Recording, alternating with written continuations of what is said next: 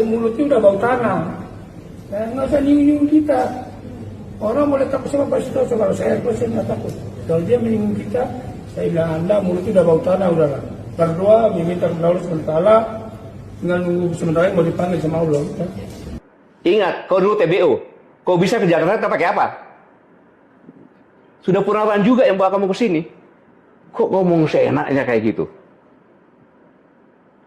Tidak sopan. Sudah jadi raja kok. Kamu itu kan preman. Memakai pakaian ormas. Saya bisa buktikan. Kau itu preman. Grip Jawa Barat mengatakan kalau ingin didukung oleh Grip, pertama mencintai dulu Grip, baru mencintai rakyat. Pakai dong otakmu. Gubernur, bupati, wali kota itu harus mencintai rakyat dulu karena dia mendapat rakyat, karena milih rakyat, bukan Grip. Preman itu.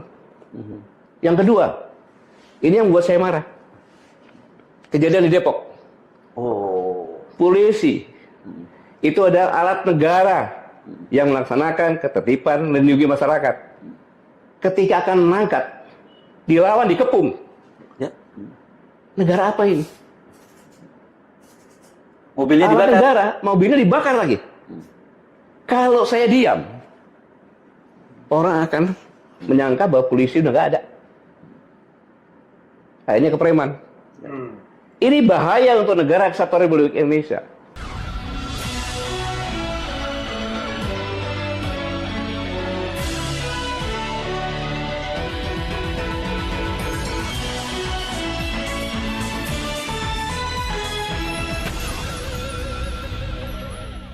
Halo, apa kabar? Assalamualaikum warahmatullahi wabarakatuh. Saya Hersubun Arif, senang sekali bisa menjumpai Anda semua. Banyak yang terkejut ketika mantan Panglima TNI, Jenderal Gatot Nurmantio, meledak dan meluapkan kemarahannya kepada Hercules, tokoh preman yang sangat disegani dan kini mendirikan Ormas Grip Jaya. Saya sendiri yang bertemu dengan Pak Gatot itu bersama dengan Bung Refli Harun, itu sempat terkejut juga ya, karena sebenarnya memang wawancara ini nggak direncanakan dan kemudian ya berlangsung begitu saja. Kalau Anda menyimak videonya juga, audionya juga kurang clear dan sebagainya, karena itu memang menggunakan handphone biasa. Kalau Anda sempat memperhatikan, kami juga sempat terdiam dan membiarkan Jenderal Gatot Nurmantio itu melakukan monolog selama kurang lebih hampir 10 menitan gitu ya. Karena nggak biasanya Pak Gatot itu seperti itu, setidaknya sejauh yang saya kenal. Tapi kalau sementara keras dan sebagainya ya biasa. Tapi kemudian meluapkan kemarahan di muka publik ini bukan di lingkungan militer loh ya. Saya kira baru pertama kali saya melihatnya secara langsung. Rupanya kemarahan Jenderal Gatot ini dipicu oleh pernyataan Hercules yang dinilai itu sudah menghina para purnawirawan, khususnya Letnan Jenderal TNI Sutioso yang merupakan seniornya di TNI. Tapi saya akan jelaskan juga nanti kepada Anda, apakah hanya semata-mata soal itu hanya Bang Yos saja, karena ada beberapa alasan lain yang juga membuat Pak Gatot itu marah dan atau meledak amarahnya, dan itu sebenarnya jauh lebih serius dibandingkan dengan penghinaan terhadap Pak Sutioso. Tapi bukan berarti saya menyatakan bahwa penghinaan kepada Pak Sutioso itu bisa dibiarkan begitu saja ya. Karena ini kita ngomongin dulu yang soal hubungannya dengan Bang Yos ini. Bang Yos ini lulusan Akademi Militer 1968 dan Pak Gatot itu Akmil 1982. Jadi cukup jauh. Jadi wajar kalau Pak Gatot pun ini termasuk orang yang sangat menghormati Pak Bang Yos. Tapi bukan hanya pada Bang Yos, semua senior-senior itu pasti dihormati. Itu tradisi yang saya kira nggak akan pernah ditinggalkan oleh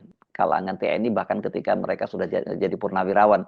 Masih ada itu, kalau tidak disebut hierarki, tapi ya unggah-ungguh lah gitu, tata adab lah yang lebih tepat begitu ya. Nah, apa yang dinyatakan oleh Hercules? Saya kira sebagian dari Anda juga sudah menontonnya karena banyak sekali menyebar video-videonya itu, dan ini saya menemukannya di akun @duniahariini17. Saya coba ajak Anda untuk menyimaknya dan kemudian mencoba memahami mengapa kemudian Pak Gatot itu sangat marah. Katanya mau kudeta presiden lah, kudeta apa? Kepala kamu tuh yang kita kudeta juga presiden. Tulis itu saya bilang. Mau kudeta mau presiden, kepala kamu yang kita kudeta presiden. Dan presiden itu dipilih oleh rakyat. Apalagi mengenai para purna bilang, wah Gibran itu harus dimakzulkan. Gibran itu dipilih oleh rakyat. Benar ya? saya dari sini loh, saya sebenarnya nggak mau karena caranya Gibran itu dipilih oleh rakyat. Gibran itu mendampingi Pak Presiden, Pak Prabowo, dua-duanya dipilih oleh rakyat. Dan mutlak. Mau dimaksudkan apa? Itu teman bapak-bapak kita lah para purna-purna itu. Karena pertaruhan pilpresnya mereka kalah gitu loh. Mereka kalah kayak Pak Sutioso, apain? Pak Sutioso itu sudahlah, nggak usah menyinggung-nyinggung ormas. Sudahlah, kalau saya bilang bahasa kayak mulutnya udah bau tanah. Nah, nggak usah nyinggung-nyinggung kita. Orang boleh takut sama Pak Sutioso, kalau saya nggak takut. Kalau dia menyinggung kita, saya bilang Anda mulutnya udah bau tanah, udahlah. Berdoa meminta kepada Allah SWT, tinggal nunggu sementara mau dipanggil sama Allah. Bagaimana kalau Anda udah menyimak itu ya? Saya kira saya juga banyak dapat chat itu bukan hanya anggota militer ya, masyarakat umum pun banyak yang marah dengan pernyataan itu. Nah, apalagi ini Pak Gatot sesama purnawirawan yang saya sebutkan tadi juniornya. Jadi wajar kalau Jenderal Gatot itu tersulut amarahnya. Tapi apa yang menjadi penyebab Hercules itu sampai menghina Bang Yos? Sepertinya dia sangat keresahan, tidak lagi punya rasa hormat. Tanggal 25 April lalu saya bertemu dengan Bang Yos. Ya ini ya silaturahmi Idul Fitri sekaligus mewawancarainya. Ini sudah lama saya tidak bertemu gitu ya. Dan saya tentu saja ingin menanyakan sikap Bang Yos terhadap pernyataan para purnawirawan ini yang bikin geger kan sebenarnya pangkalnya di situ ya. Pernyataan lebih ratusan jenderal dan kolonel. Jenderalnya itu terdiri dari Angkatan Darat dan kemudian Angkatan Laut ini Laksamana dan kemudian Marskal di TNI AU. Yang bikin geger kan karena di situ memang Pak Tri ikut mengetahui tanda tangannya terhadap pernyataan sikap itu, dan salah satunya pada poin ke-8 itu berkaitan dengan sikap dari purnawirawan terhadap posisi Gibran Rakabuming sebagai wakil presiden. Nah, ketika membahas poin ke-8 itu yang berisi agar MPR itu memakzulkan Gibran, Bang Yos itu mengaku dia bisa sangat memahami apa yang dipikirkan atau apa yang dirasakan oleh para purnawirawan itu, dan kemudian dia punya analogi yang sangat menarik. Ini Bung Hersul ya, kita berikan gambaran umum aja dulu ya. Contohnya Akmil. Ya. Pada saat dia lulus Letnan 2, ya kira-kira umurnya 23 lah. Kalau yang muda 23, aku 23 atau 24 aku lupa ya. Itu patokannya pasti dari Danton. Mimpin 30 orang. 30 orang. Ya. Terus jadi Letu, terus jadi Kapten 5 tahun kan. Komandan kombi dia. Ini 30 orang, 150 orang. Terus dia jadi Kapten Mayor Letkol dan Yon 650 dia. Ini umur berapa kira-kira kalau yang Letkol itu? 30. Letkol ya sudah 30-an sekian lah secara saya. Sama dengan Wapres dong sekarang kira-kira ya. Lah iya. Ya, usia Wapres lah ya. Masih di Letkol. Dia masih di batalion ya. Batalion masih 600 gitu. 800 orang. Terus komandan brigade 30 sampai Panglima. Sampai aja menjadi Kasat. Sampai aja jadi Pangap atau wakilnya gitu kan. Sampai jadi wakil presiden. Kan itu yang tanda tangan itu tadi kan. Jadi tour of duty-nya juga jelas kan kalau di situ. Jadi ada track record gini, pemimpin itu ada track record yang bisa dibaca. Jadi dengan perjalanan itu, waktu tugas itu kan sekolah, tugas ini. Ini kan semua kan masukkan otak bang kita, gitu. Nah saat menduduki jabatan tinggi yang masalahnya sangat complicated, dinamikanya sama tinggi, timbul banyak masalah. Nah seperti kredit card, kan pada saat menghadapi masalah itu ya, aku harus gimana ya, 200.000. Ya sama, kalau orang pemimpin yang direkrutnya seperti itu, pada saat ya langsung ketemu, aku harus bersikap begini, menyelesaikan dunia ini gitu. Nah, jadi sekali lagi Bung Hersu ya, kalau diberikan grafik itu gini, gitu. Nah ini kan, maaf sekali lagi ya, dulu kan kata beliau kan nggak akan membawa anak-anaknya ke ranah politik gitu kan. Dan anak-anaknya nggak tertarik. Anda tertarik kan, kalian itu tuh jual martabak, jual pisang goreng, gitu. Konon katanya sukses, oke lah. Tapi tiba-tiba turun balik ke politik kan, nyalonkan wali kota, yang satu juga wali kota Medan, dia wali kota Solo, gitu. Nah, wali kota Solo, ini gini, aku mau cerita tentang Solo ya. Tentu beda ya, wali kota Solo, wali kota Surabaya, wali kota Semarang, wali kota Jakarta, ya kan beda lah ya. Wali kota Medan kan kota-kota gede itu. Beda. Kan. Ini saya 6 tahun, Bung, di sana itu kan ada grup 2 Kartosuro, Kandang Menjangan ya. Aku 6 tahun di sana, artinya main saya kan ke Solo. Itulah potret orang Jawa itu di sana, sangat homogen. Chinese keturunan ini ngomongnya komandan sampun dahar. Ya, Oh ya. nggih, mau Ya, ya. assalamualaikum mawon. Ya, Aku ya. jawabnya gitu. Ah, Melepus bahasanya. ah, Ya, artinya tidak sulit memimpin kondisi kayak gitu. ah, Kaki lima Pak, mboten oleh dodolan teng mriki, pindah ya. mriko. Oh nggih Pak Wali, matur nuwun. Ah, Nggak bakalan untuk melawan dan ya. semacamnya. Artinya dari 2 tahun memimpin kota seperti itu kan, maaf ya, tentu ya sedikit lah, Ya. sedikit apa Tantangannya lah. tantangan dan pengalaman yang didapat. Ya. Nah, terlalu kan grafiknya kan dikan gitu, tek, blank, Langsung gitu kan, wapres. langsung nasional loh. Mm. Nah, aku bisa menebak pikiran para purnawirawan itu. Purnawirawan itu yang saya tebak begini, sesama warga besar TNI, tentunya saya dan semua purnawirawan mendoakan terus agar 08 dari presiden itu selamat sehat sampai 2009, syukur-syukur bisa 1 periode lagi kan gitu. Kalau enggak, ini ketar-ketir ya kalau nggak terjadi apa-apa ya. Nah, ya justru itu kan, kita kan manusia kan, Iya, doa iya. kita semua seperti itu, yakin. Mau dari darat, laut, udara pasti kayak begitu dibesarkan. Tapi tidak tahu kehendak Allah itu gimana. Betul. Andai kata sekali-kali, amit-amit nggak terjadi ya. Terjadi katakan 08 itu berhalangan tetap. Bahasanya gitulah ya. Bahasa halusnya berhalangan tetap. Siapa jadi presiden? Ya wakil presidennya. Nah iya kan otomatis karena itu konstitusi kita. Dengan modal kayak begitu, apa cukup menangani masalah negara yang sangat complicated? Nasib bangsa ini yang dipertaruhkan. Ya dipertaruhkan kan. Pada saat ibaratnya seseorang dikasih kemudi, komando, nggak bergerak-gerak ini barang, terus apa? Karena kan harus jalan. Apa yang terjadi? Diambil alih orang kan.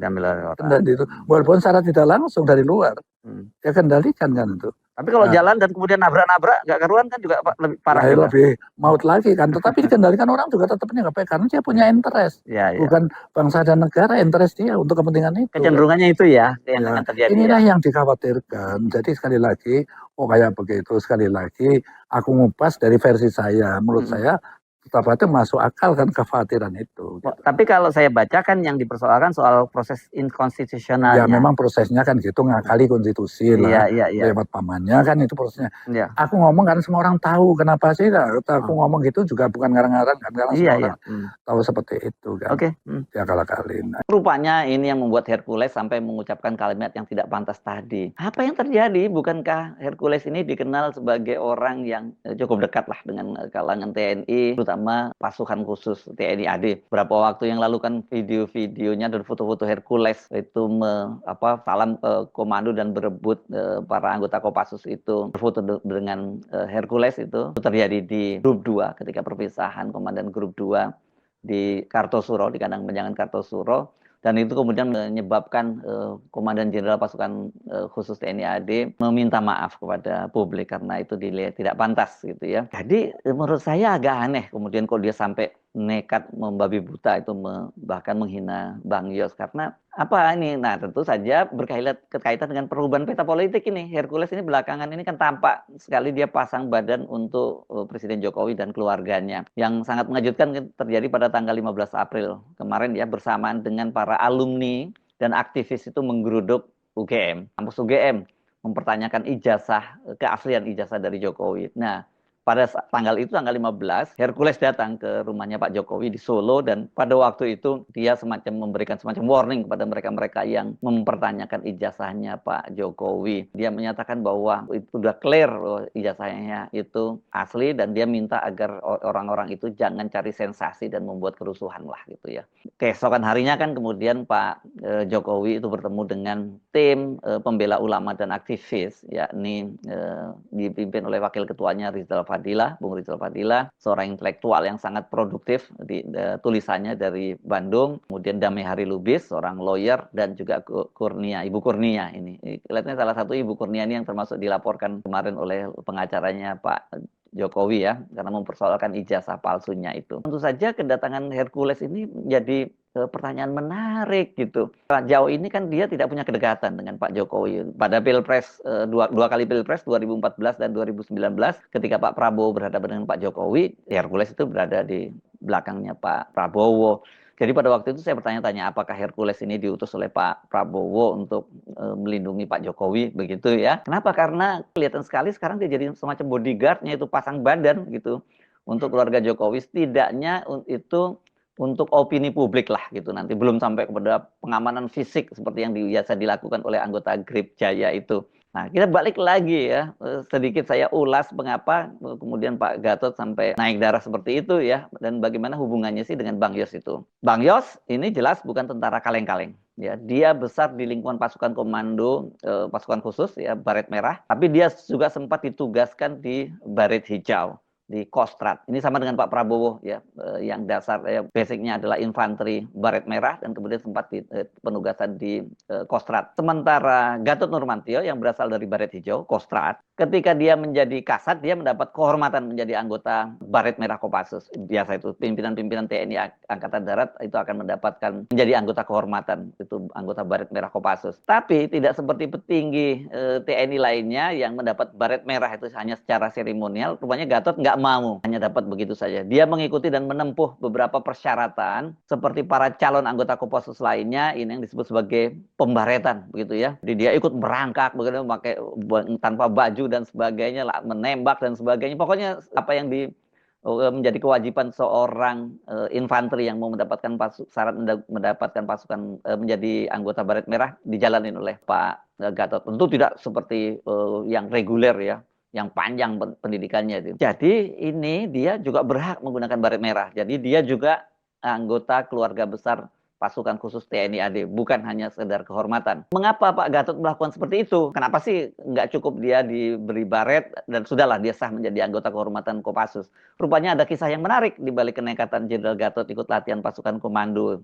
Ini kan setelah dia jadi jenderal, kepala staf TNI Angkatan Darat kan pangkatnya jenderal dan usianya pada waktu itu tahun berapa ya? Tahun 2015 kalau tidak salah sudah menginjak 55 tahun. Rupanya sang ibu menginginkan dia menjadi anggota Kopassus. Jadi obsesi ibunya ini dan keinginan itu tidak terwujud karena dia menjadi anggota Kostrad sampai ibundanya wafat. Tapi walaupun Kostrad kan pangkatnya terus jadi Pangkostrad, jadi kepala staf TNI Angkatan Darat dan sebagai Panglima TNI. Rupanya ini nggak cukup. Ya, kalau belum memenuhi wasiat dari ibunya ini harus diakui tipe anak yang sangat anak soleh ini ya, sangat berbakti kepada ibunya, bahkan sampai ibunya meninggal dunia, dia masih menganggap itu jadi semacam obsesi dia. Dengan latar belakang seperti itu, ya bisa disebut ini Pak Gatot ini adalah juniornya Bang Yos, baik di Kostrad maupun di Kopassus. Tapi sesungguhnya bukan hanya karena penghinaan terhadap Bang Yos yang membuat Jenderal Gatot ini marah dan akhirnya buka suara. Saya ajak Anda untuk menyimak lagi pernyataannya soal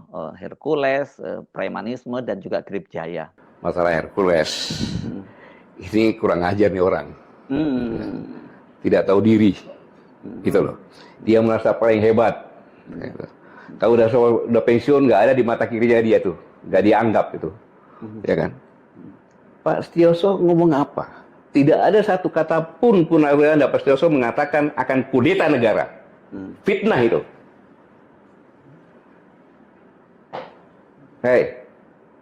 Purnawirawan, Pak Setioso itu purnawirawan Baret Merah dari Kopassus, bintang 3 Letnan Jenderal. Saya juga purnawirawan.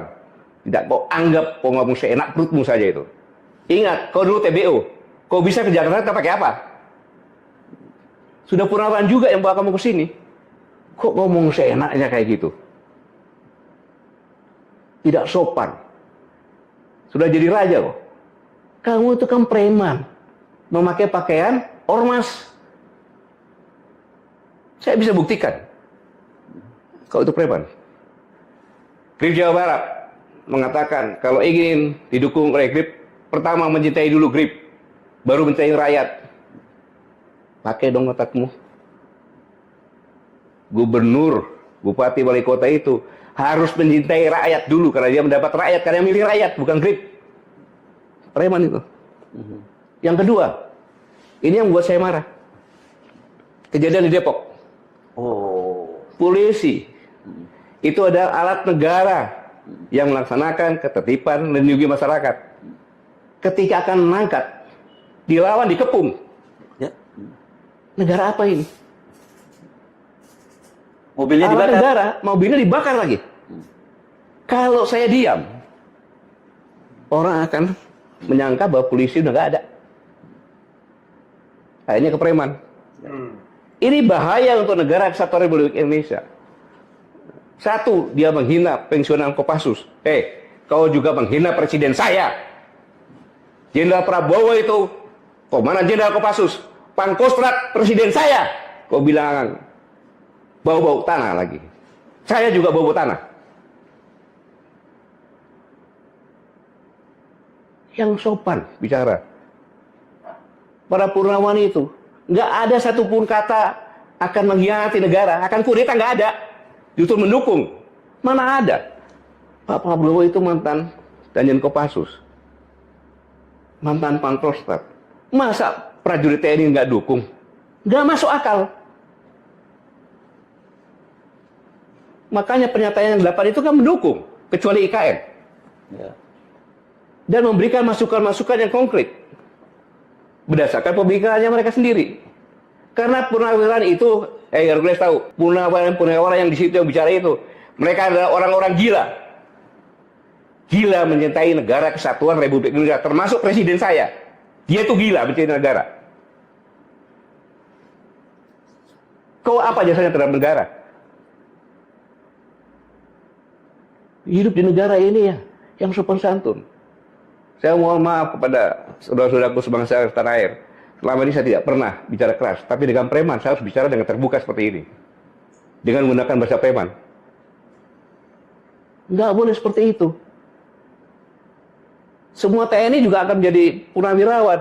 Bahkan doanya prajurit itu agar bisa pensiun. Kenapa? Panjang umur pensiun. Sukses menjalankan tugas. Pak Setioso itu bukan langsung bintang 3 loh. Purnawirawannya bukan langsung begitu loh. Mereka berdarah-darah. Termasuk saya juga berdarah-darah di Timor.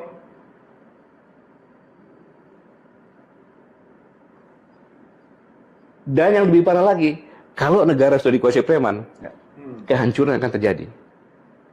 Itu, kehancuran akan terjadi. Kenapa? Cost-nya akan tinggi. Mana ada preman cinta rakyat? Gak ada yang meres. Dengan keroyokan, memeras rakyat. Nggak boleh. Negara tidak boleh ada premanisme, dan itu harus diberantas. Jelas tadi Jenderal Gatot Nurmantio itu mengkhawatirkan ulah para preman yang tampaknya ini sudah merasa sangat berkuasa dan tidak lagi peduli dengan aparat penegak hukum. Dalam hal ini polisi. Ini kan mengacu kasus yang terjadi di Depok ya, ada berapa? 5 mobil polisi yang dibakar oleh anggota Grip Jaya itu. Tadi Pak Gatot juga ini menyinggung pernyataan dari salah satu ketua Grip Jaya yang meminta para kepala daerah yang didukung mereka itu untuk loyal kepada Grip Jaya baru kepada rakyat. Nah, saya cari-cari, rupanya pernyataan Jenderal Gatot itu dipicu oleh pernyataan Ketua Grip Jaya Jawa Barat, Gabriel Alexander Edwiori. Dalam sebuah wawancara itu, dia dengan tegas menyatakan bagaimana sikap dari Grip Jaya dalam konstelasi politik, terutama dukungan-dukungan di pilkada. Nah, syaratnya hanya 2. Ketua umum saya bilang syaratnya hanya 2. 1, yang pertama, cari calon gubernur, bupati, wali kota, yang menyayangi dan mencintai keluarga besar Grip. Itu yang pertama. Yang kedua, yang menyayangi dan mencintai masyarakat provinsi masing-masing, kabupaten kota masing-masing, dan kota masing-masing. Jadi tidak ada tidak ada arahan dari ketua umum saya untuk mengarahkan ke calon yang didukung oleh partai tertentu, Gerindra sekalipun. Ya kan? Gerindra sekalipun, saya nyatakan di sini. Oke. Ini ya baru tahu ini kita ini. Karena jujur banyak hari ini wali kota bupati yang didukung oleh Grip yang dimajukan oleh partai lain yang tidak berasal dari partai Kim. Contohnya tetangga sebelah, Kabupaten Bekasi. Jujur, Grip mendukung paslon 03, yang kebetulan paslon 03 ini kan didukung oleh PDIP. Dan ketua umum saya langsung yang deklarasi. Jadi tidak harus. Karena Grip didirikan untuk menjadikan Haji Prabowo Subianto presiden, dan itu sudah tercapai. Ya kan? Kalau hari ini saya mendukung Partai Gerindra, yang sedangkan calon Partai Gerindra nggak sayang ke Grip, mau ngapain? Gitu. Kalau Partai Gerindra sayang ke Grip, itu lebih bagus. Udah mendukungnya calon dari Gerindra, ya kan, sayang ke Grip, wah itu yang diharapkan. Ya kalau hari ini saya realistis saja. Untuk semua DPC kabupaten kota, saya sampaikan, cari 2 persyaratan yang ditentukan oleh ketua umum. 1, sayang ke Grip. Yang kedua, sayang ke masyarakat. Itu Ya kan? persyaratannya dua. Persyaratannya dua, tidak ada harus dari partai ini, Iya. harus dari maaf ya Kim plus atau enggak. Ngeri nih ya. Jadi betul-betul mereka menuntut loyalitas tunggal dulu ya kepada organisasi, kepada kepala-kepala daerah yang ini yang didukung itu loyal kepada Grip Jaya dan baru kemudian pada rakyat. Bahkan, nah ini yang paling mengejutkan tadi kan, dia menyinggung soal partai pendukungnya ya. Dan ini yang disinggung jelas yang disebut namanya itu adalah Gerindra. Di luar itu juga partai Kim ya. Padahal kita tahu bahwa yang dia singgung Gerindra ini ketua umumnya adalah Pak Prabowo, Presiden Republik Indonesia. Padahal selama ini kan Grip Jaya itu mengklaim bahwa mereka itu sangat dekat dengan Pak Prabowo dan mereka ini dibentuk sekarang ini dalam jumlah merekrut anggota yang cukup banyak untuk mengawal pemerintahnya Prabowo. Mereka sendiri juga mengklaim bahwa Pak Prabowo itu masih menjadi ketua Dewan Pembinanya, kendati ada surat pengunduran diri itu pada tahun 2022. Nah, ini juga menjelaskan kepada kita mengapa dia kemudian seolah-olah tidak menghargai, bukan seolah-olah, bahkan tidak menghargai Gubernur Jawa Barat dan dia berani berhadapan dengan Deddy Mulyadi, Gubernur Jawa Barat. Padahal ini kader Gerindra yang jelas ini adalah merupakan orang kepercayaan dari Pak Prabowo di Jawa Barat. Ketika Deddy Mulyadi membentuk Satgas Pemberantasan Premanisme ini ya, karena Jawa Barat ini banyak sekali kasus-kasus semacam ini dibentuk di seluruh kota dan kabupaten, ini kemudian dilawan oleh Gabriel Alexander ini. Dia menyatakan bahwa dia akan membuat Satgas Pengawasan Mafia Birokrasi Pemerintahan. Ini Satgas Pengawasan Preman Birokrasi Pemerintahan. Jadi kata dia ini preman berdasi yang lebih berbahaya ketimbang preman seperti dia. Jadi dia ini nggak peduli kendati Deddy Mulyadi kader Gerindra dan secara formal adalah orangnya Pak Prabowo. Jadi nggak terkejut ya kalau kemudian Hercules juga bersikap seperti itu terhadap Bang Yos. Sikap-sikap semacam ini yang membuat Jenderal Gatot kemudian merasa khawatir kalau dia tidak speak up. Indonesia itu terancam jadi negara gagal kalau preman sudah berkuasa.